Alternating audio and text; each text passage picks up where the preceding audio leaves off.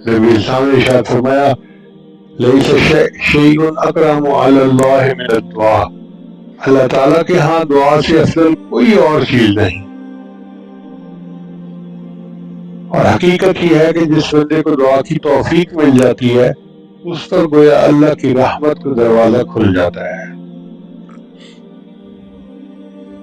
مگر ہم دیکھتے ہیں کہ دعا ہم مانگتے ہیں قبول نہیں ہوتی۔ یہ بڑی اہم بات ہے۔ اس کی 3 وجوہات ہیں۔ دعا قبول نہ ہونے کی 3 وجوہات ہیں۔ سب سے پہلی وجہ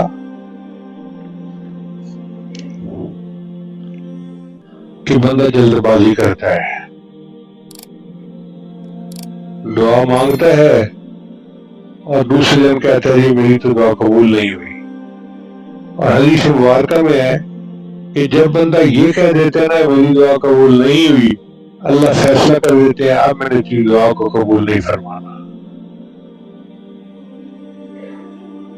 یہ تو وہی بات ہے نا کہ ایک بچے نے بادام کھایا اور اپنے بازو کو دیکھنے لگا بھی میں موٹا تو نہیں ہوا۔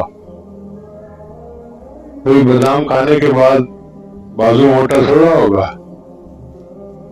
ہمارا حال وہی ہے، صبح دعا مانگی، شام کو کہا دعا مانگی تھی قبول نہیں ہوئی۔